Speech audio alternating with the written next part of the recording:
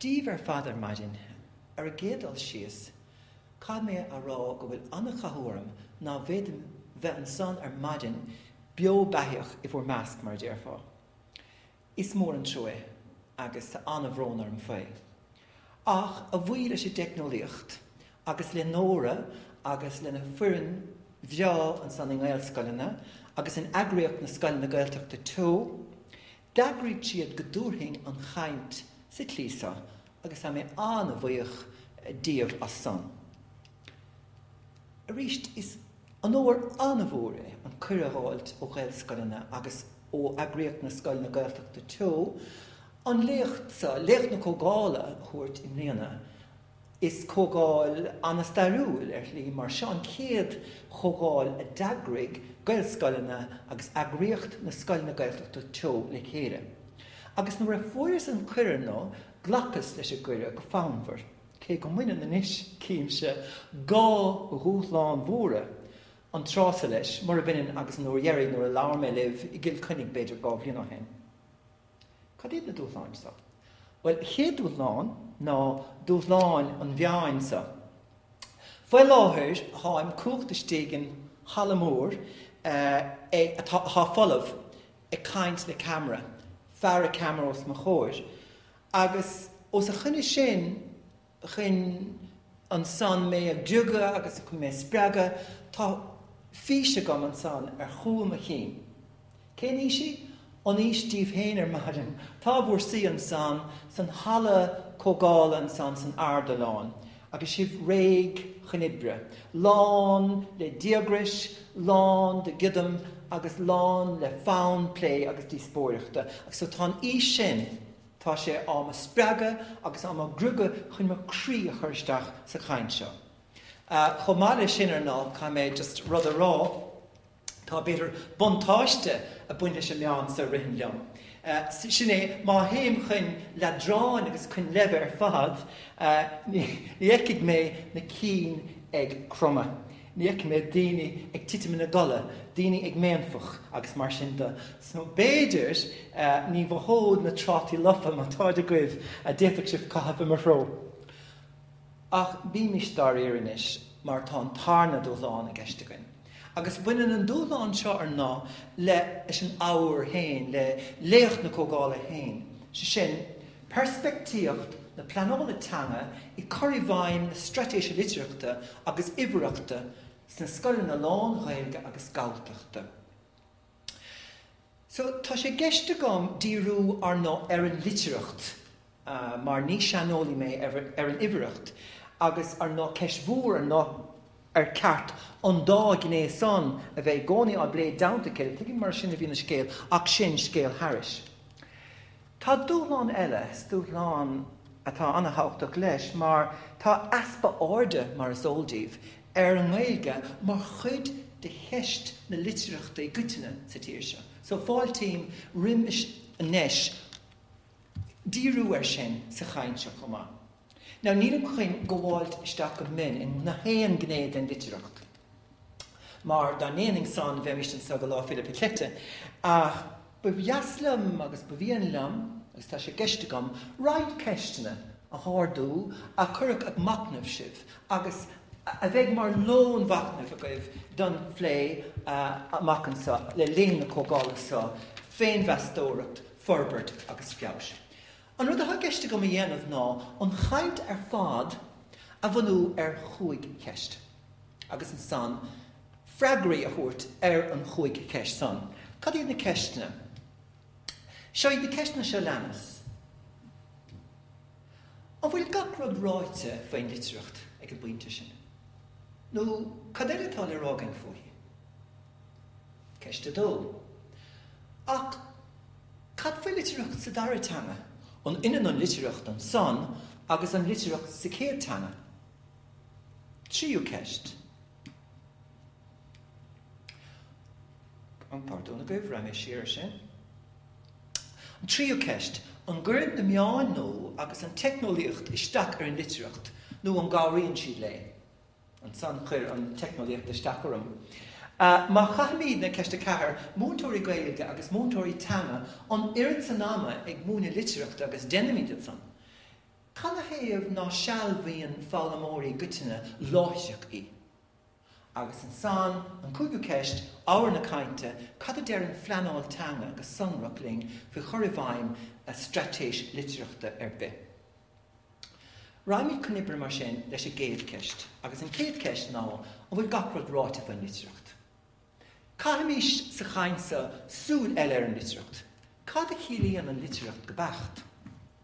Bhfuil gach rud ráite goin? Bhfuil gach rud seanna cheiste, seanna phléite, bhfuil gach gné den litearcht in nuachta goin fan binte seo. Ceis fá, mar ní is a gam béidir go bhfuil in áiríre, go bhfuil sé pléite go iomlán againn. Go minic ar nón ar chuirtar síos ar litearach, dentar amach go rud éon taobhach, go rud línach, gur seo an lehanach, go léon tú é, go scríonn tú é. Go ní bríonn sé sa tró se éon línach, linear a bhíorla. Ach ní hálaigh a cháin áiríre. Agus a chaint seo, ba bhaile an béidir castat il-taobhach na litearachta a spáintíomh. Agus ba bhailm go nionach sibh rud amháinear. Sé sin go nionach sibh macnamh ó bhú daithí héin ar an litearacht mar rud il-taobhach casta gáilánach. Ach ar dúis dírómíd béidir ar an straitéise litearachta héin agus ibhreachta. Agus mína mórta imléana as an Irish Times, cnicimar go léimar an scéal sa a chuid imníoring. For scale narrow-dacus Rory Quinn returned to one of his favourite themes, the manner in which the public had deluded itself about the quality of our education system. Mr. Quinn said that the 2010 OECD PISA study had shaken Ireland out of its complacency. It undermined the view that it had, quote, the best education system in the world. The ranking of Irish 15-year-olds slipped from 5th to 17th. Agus an rud in dhéagsan curach an straitéise litearachta sealbhaíonn. Díríoch annachchuid ar an straitéise litearachta bhain, chuin ar nó cuasaí a athrú. Tá sé tábhachtach go dtuigeamid códhéanamh nó abhábhar na straitéise seo, a bhfuil an ord san muíne ag an ara eiste. Ach caiim é seo rá i do sach, le bheith annachléir.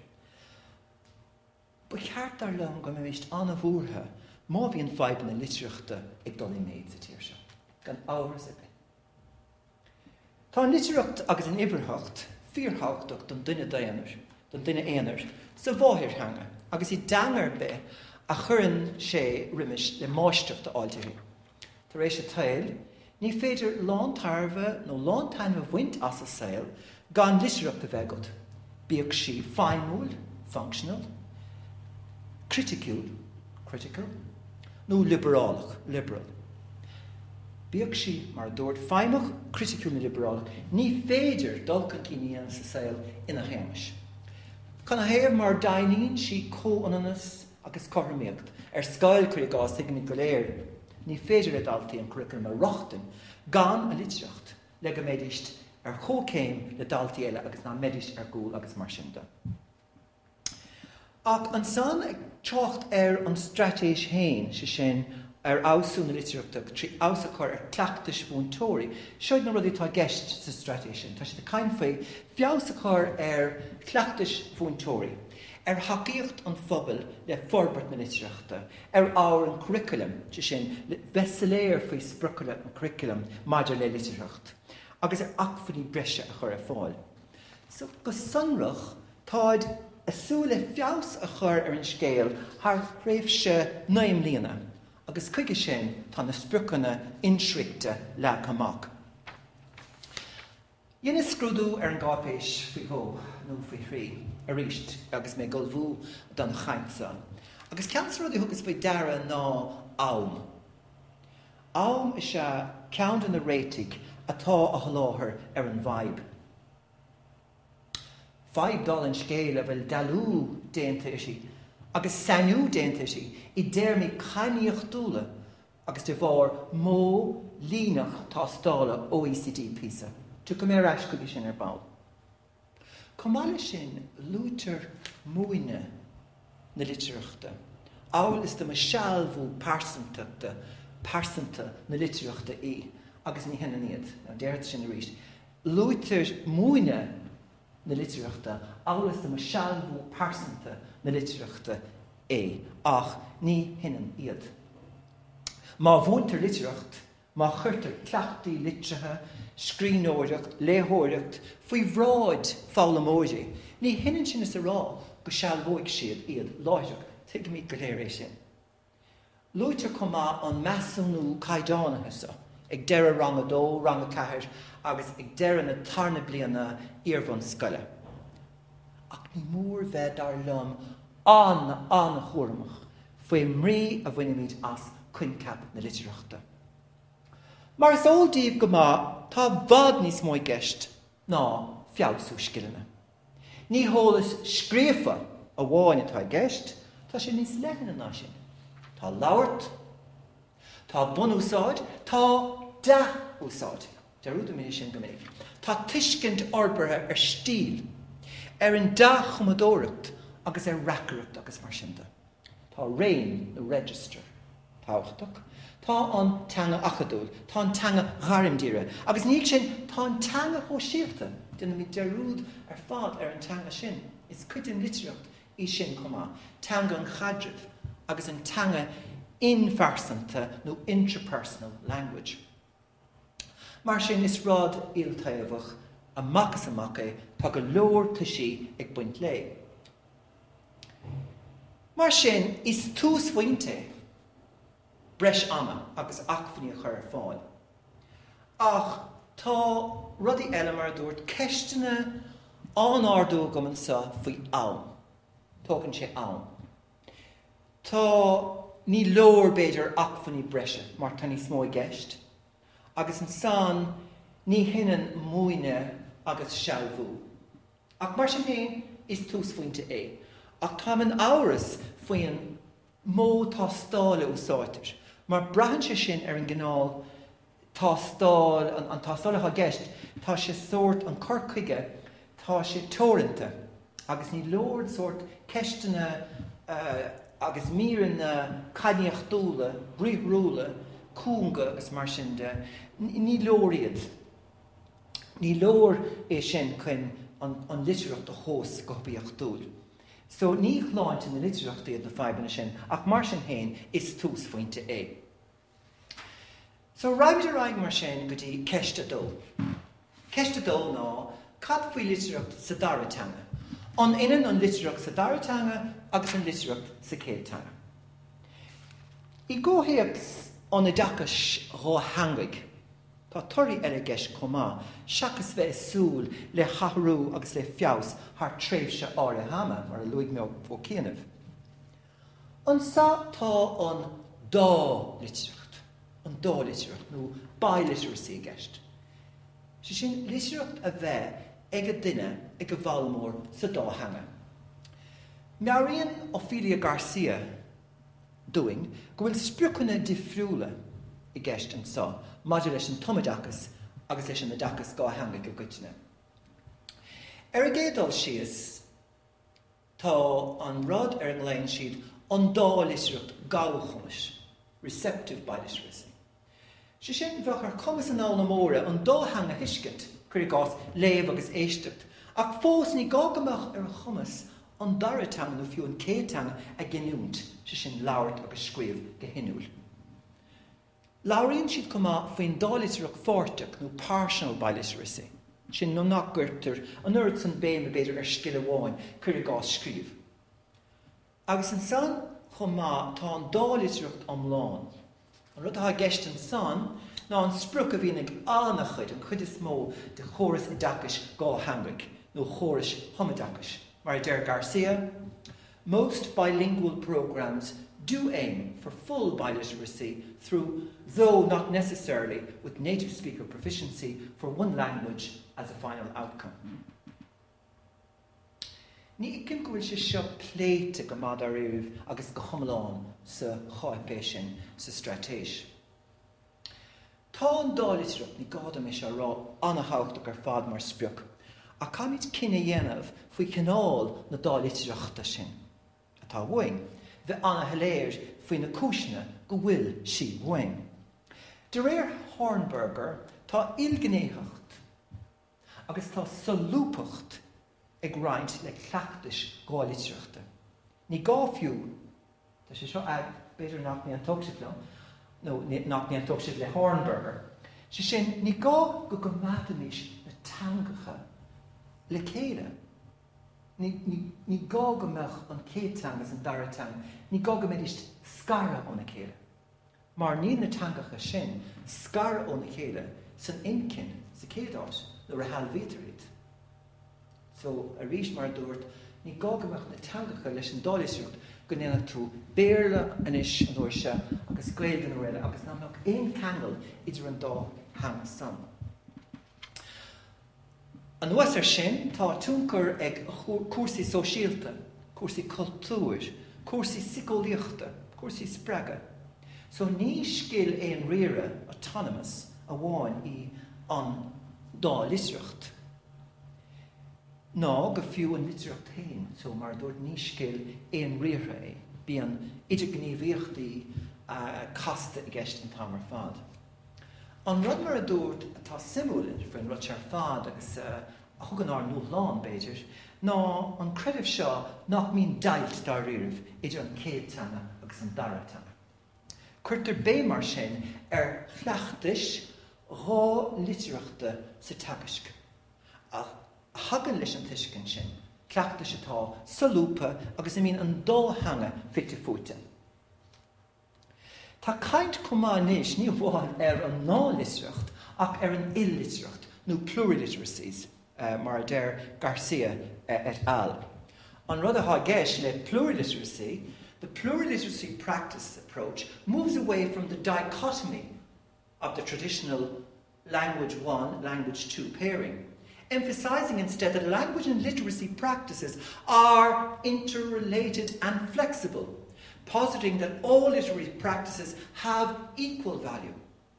What is important in pluraliteracy practices is that students develop agency to use both languages in an integrated way or in a separate fashion, depending on the sociocultural context in which they perform the literacy practice. Cad chéiríonn sé sin? Well, dá mbeadh cúigás teachs as béarla nó as Frankis cúigás a unraváil sa rang. Well, déitach an múntóir cumarsáid cúigás teachs Frankise. Déitach an múntóir cumarsáid a bhanú as Gaelge ar an teach sin. Nó teachs béarla déitach sin an si cumarsáid tascan na scríomh an Laoire a bhanú ar teachs béarla. So sin na teangacha measca. Agus mar sin déit bhí gníomhaíochtaí dálitearthacha nó il-litearthacha a bheith i gceist. Níos mó ná teanga bháin a bheith gceist a teanga sin rud. Mar der Garcia hain, for example, in a single communication around a text, plurilingual practices may include the oral and the literate, multiple languages and divergent media. Agus mé a caint faoin media, nó na meain, meabhaíonn sé sin an tríú ceistam. Ceist go minic a chlisteir I bhuirim geráin.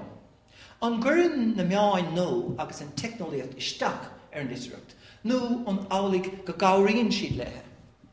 Cliseann tú nuirt an cainte is fé Dhaoine óga bheith chur teachs na go céile an teachsáil thuairtheach agus mar sin de, agus ná míon an litearthacht acu dá bhór. Tá, well, mar sóldíh, tá cadé pharis teicneolaíochta ag daoine ógus lá taine bhain. Ó na meain ó síalta, go dtí fónanna, na fónanna cliste, go dtí na tabléid. Níl tóir bile sin teicneolaíocht, agus mar sóldíh tá daoine óga lán inúil ar a chúsáid. So, is rud il-bhódach, gan pardúna go, deirme sin aris, is rud il-bhódach, nó multimodal, atá sa litearthacht sin. So, can blian an litearthacht il-bhódach, teachsanna, focail, dachanna, brí, físna, fóim na céile. Ní rud nua mar bhí sé riomh againn mar hampla granáin, is na sealbhaíonn, tá na granáin fós ann. Ach bítear súil mar le litearthacht il-bhódach. Go minic fáil mór brí as teachsanna, I slí heráidach. Mar bíon, canna héamh, mar bíon an cóthéachs sléis. So má hananta sé féchant chuir gás scanán ó is, ficin tú na pictúí, clisin tú an text, nó ficin tú an text, agus ticin tú. Go minic le text na Laoire, nó fiú an Idirlíon, tá siad gan cóhéacs. So mar sin, bíon an cóhéacs san litearthacht Il-litearthacht seo, bíon sé anna hiléir. Cyrn Raphael agus Horsalman, gábhílas a dé, síos a bhfuil a gceist. Gan pardon, go raibh mé siar. Raphael agus Horsalman. The concept of multimodal literacy grew out of the concern of scholars over the so-called new literacy, the complex ways in which texts are read in different contexts for different purposes. Challenging the traditional view of literacy as a decontextualized ability to read and write, these writers argue that literacy must be regarded instead as a dynamic process of shaping and reshaping the socially and culturally available meaning resources with the aim of making representations match intentions as closely as possible. So tá na rudí seo go léir idir riomhre, phone póca, camera, ceol agus mar sin agus an text féin, tá siad suddenly tacla céile nuamh. So ní héad go bhfuil an tain litearach do bháin ag go leor daoine óga agus sin ar fad agus a gcuine ar fad, tá sé ar fud an tail, tá sé fud na socaí pe láthir. Agus tá sé sin tábhta féidir go dúla míid ard ar sin. Sa stadéir a dhéann an bhfeirteaidóirí Raphael agus Horsalman is sasna. Dhearg siad ar cineál litearachta bhí ag dégóirí séipin na déag blís. Agus iad a chur síos ar chartúin politúil. Agus bhfuil is cad a fuidir amach.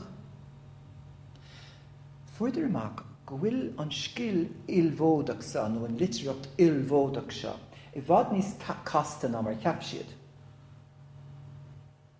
Cabhraíonn an litearacht Il-litearthacht cainte le fálamóirí áirithe, láiteach, agus níl ró cainte faoi álamóir eile ach péiscile, ní bháin go bhíon bríre buint as tríú ceiribheáin le chéile mar I céint an san, rud a éilíonn luas, rud ar ná atá nádúrtha, ach bíonn rud eile cumá atá suirt dechar máisteach do dálteara, chuir gás leideanna idirthéacsúla nó intratextual nuance, agus siombalachas agus mar sin de. So biúdú I beidir breis áde a chuirt ar seo, mar tusa go gurbíd seo na cineálacha teacsna a bhfuil taithí leitheúil ag árbhálamóir ortha. Mar luigh mé ó céanamh ó aimchláracha na apps go dtí na fónanna agus ag forbert an tám ar fad. Ach tá go leor féidireachtaí chun má ó hé forbert na litearachta de, ag buint le fascinéis an ólais agus leis na máin nó. Ach déirinn gur bhiú cógáil eile a agrú chuige sin. Tá roinnt bha taide déanta ar halbhú na litearachta trí bheán a snéis an ólais agus na teicneolaíochta. Mar léiríonn siad go minic mar hampla Jewish tá sé sin a gaibh an sans na tapartí, agus léiríonn siad an litearacht mar cleachtas ó síalta. Tá stadéir chuir gás anna bha déanta an san ar an slí na sealbhaíonn páistí óga, scileanna cumarsáide agus metacogníocha. Tá sé sin déanta ag wolf agus fluis le DNA. Count in the concludí atá cá ná, the advent of new technologies has introduced new dimension into young children's literacy learning, the implications of which has not yet been fully recognised. Tá lón grí machtah déirthing a gcuingam san, agus ní eice mar a dúirt admháil honrach ar sin is a straitéise sa chápé sin. Go dtí seo mar sin, tá na rudaí seo ar fad le simú feictheagainn.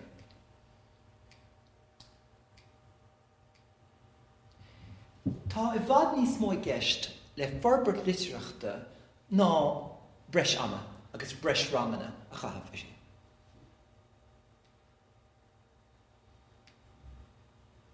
Tá an dálitearthacht agus an Il-litearthacht ann. Muoin na teoiricí agus an taide is déanaí ná Gaeltachta scarúnt óna chéile I gleachtais orbert litearachta. Tá sé feictheagainn comá, go bhfuil castacht eile ag buint leis an litearacht nach gcuirtear sa bheá go minic, sé sin go minic an litearthacht il-litearthacht nó multimodal literacy, agus dara tá litearthacht an san nua ag tactar an saoil a bhain le códú agus le códú a dhéanamh na hill bheán nó.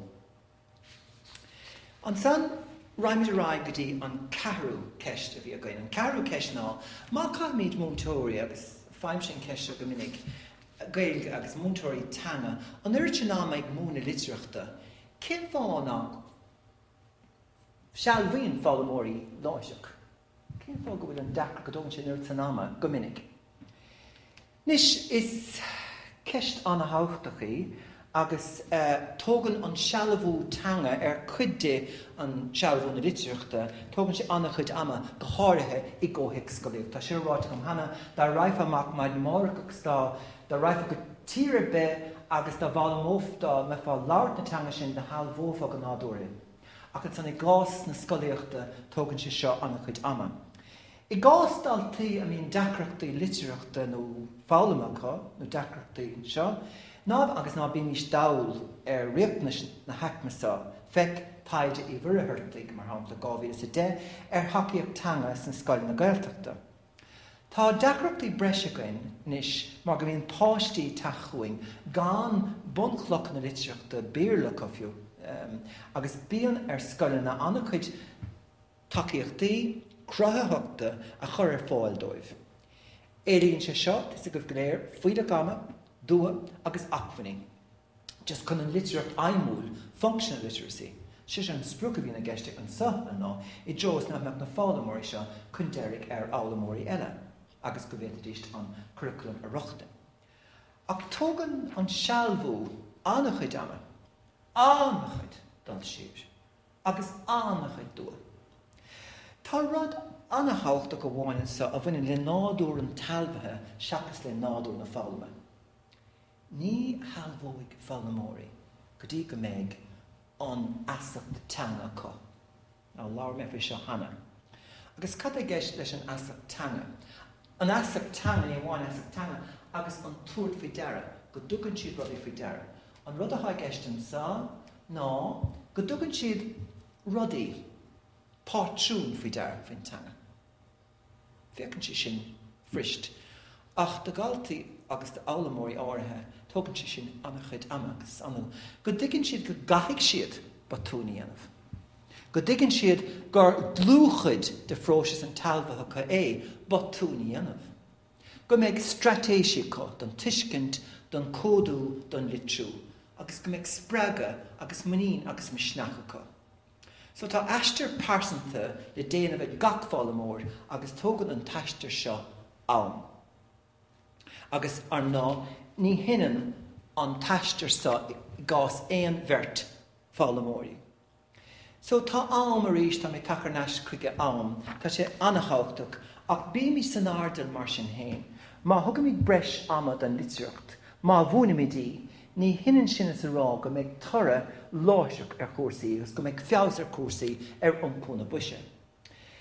Tá stadéir sa múl ag con Canon Gibney agus Murphy 2010 a léiríonn castacht sealbhú na léitheolaíochta chuir gás.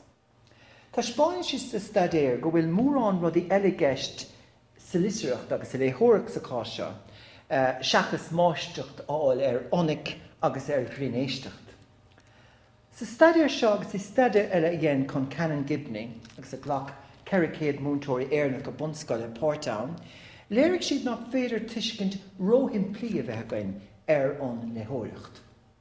Tá múna straitéise tuiscinne agus metacogneacha có tágtach leis na gnáthchleachtaí a dhéantar le fálamóirí. Cleachta a dhéanaan máisteacht, ní féidir éilú ón bhírig sin, ach ná bhí níos dálaríist castacht scileanna na litearachta. Ba bhaim sa chóthaigh seo má focanú go a rá faoi chruinis mar dúirt maidin dúirt cíanamh an san cílíonn an tá cíalabhad níos leithéine le litearachta ná daoine a bhfuil deacreachtaí fálama a comháin. Clíonn sin taobhheile comá, clúdaíonn sin taobhheile comá. Sin daoine a bhfuil ag forbert an chruinis, a bhfuil an dathanga nó a ddírig an dathanga bheith a halbhú. So, I gás orbert an crinis idir crinis Laoire agus crinis scríofa, tá gír gáil I dul siar agus an asach teanga chothú I measc fálamóí I Dave, cad is cainte or mhóra, cad is cainte teanga da scríofa an. Cén fág an nélíonn an crinis an irid san ama, agus an siar gáil siar. Cad iad faoin si argaid batún. Cén fág go bhfuil an áireacht todhach, cén fág go bhfuil Severus Teanga todhach, cá bhaidfá Severus Teanga, conas thugann tú Severus Teanga faoi dara. So tá an litearthacht níos leithnan an na bunscile na mar sin. Seo an litearthacht criticúil agus I liberálach, agus is dúil de gatainna. Is cuid an haughtach den litearthacht an na núlach seo hanga labhairt agus is scríomh le bárfiabhas agus le héfacht. Go háirithe gás na Gaeilge mar bhí nó díobh díreach anis. Agus tógann sé seo me go dtí an Cúig ceist, an ceist dhearg, cad a deir an Phleanáil Teanga ling faoi choirí bhfeidhm na straitéise seo. Baineann an Phleanáil Teanga le corcan cín agus le forleathanú teanga I measc an phobal. nó an teanga neartú, a ghaingnú agus a chaimhnú, in áitin na bhfuil si áláirt. Mar sóldíobh nó béidir nár-bhóldíobh, tá trí disciplín I gceist leis an Phleanáil Teanga. Tá an Phleanáil corpais, an Phleanáil corpaisise chunas gramadach na teanga a chaidán úcair I gás, focail nó a chuma, agus folklóra agus caidán a chur I bhfeidhm. Sin tá an Phleanáil stádis, sin Phleanáil chunas teanga chur chun cín sa phobal agus a húsáid a leathanú agus mar sin de. Agus deireadh tá an Phleanáil sealbhaithe, sin ní féidir teanga chur chun cín gan pobal úsáidóirí. Agus ní féidir pobal úsáidóirí bheith go gan ólas a bheith an teangacha. Se sin, caiig siad an teanga a sealbhú agus seo ná ról na dachas ról na scoileanna. Tá muidir brathréis an tail scoileanna agus I dachas chun úsáidóirí a láthir. Bhí dul corcan cín na teanga splách riamh an gcóras a dachas, agus an spláchas seo ag méadún tá mar fád de réir mar atá pobal cainteoirí dúchas ag éirí níos lú. Tá cúpla rud le rágam an sa. Tá ról ifir héan, tá ról anhachtach ag an litearthacht. Ní féidir an Ghaeilge sealbhú gan litearthacht na teanga a bheith forbartha agus forleathan. Tá sé tábhachtach mar pobal cainteoirí dara teanga is mótag an inis, agus is rud darféis sin, ach tá sé tábhachtach amach an láirí de hebhras na teanga idir labhairt, léamh agus scríomhagan. Is iad an éisteacht agus an léamh a déantaigh pobal na Gaeilge riamh ó sach. Éisteacht agus léamh a déantaigh sin. Mar is pobal sin tá cainte, tá scapin na limistéir Gaeltachta, agus I bócaí fud na tíre. So, lí déantaigh an litearthacht sin riamh, déistimar le raidir na Gaeltachta, lémar na nuachtáin agus mar sin de. Agus an níos beag níos bó béime stóil an macanseo scríomh, na meain ó síalta. Tugann na nú bheáin ó síalta agus web a dó mar hampla, 10 uair chaughtach de phobal na Gaeilge. Tá 10 againn árgóid ábhar content héine chuma agus scríomh chuig a chéile, scéalta héine insint. Bíonn an chuma céanna na scéalta seo na teachtarachtaí chuir I gás Facebook, agus an aim céanna có a bhí sunrú na chailsan nuachtáin, a bhí scríomh go dtí seo ag iriseoirí agus scríbhneoirí. Agus go dtí seo bhí mar splách na hiriseoirí na scríbhneoirí chuin an táhair sin a láthardú, ach ní míad mar sin a hiile. Mar sin, beag an teanga scríofa níos tábhachtaí ná riamh. Feic leabhar Griffith Jones agus Uribe Youngblood faoi sin, social media and minority languages. A bhíonn an puinte sin agus puinte eile nach é. Sa Phleanáil Teanga tá trocht nó I tachan cín. Se sin an Phleanáil a dhéanamh go háitiúil seachas go lárnach. Tá roinnt leabhars fáilte an saoil agus tá sin san I listan na dagartí go mar dheallar sin. Ach tá gríam de liticóis agus baldámh go háirithe. Deir siad an san sa leabhar sin language planning and local context, Rather than focus on the work of governments and their agencies as agents in language planning, a micro-level approach needs to consider a range of agents which exists with greater or less formality within their local speech communities. Cada cílíonn sé sin. Cílíonn sé sin go bhfuil cuacht na pleanála teanga ag múntóirí, ag scoileanna agus ag bobbal áitiúil agus dara hir ag duine éanair. Sin an rud is táchta atá stórim sa Phleanáil Teanga faoi láthir, faoi an litearthacht agus faoi bhfeidhm na straitéise litearthachta. Is I rá an duine éanairí.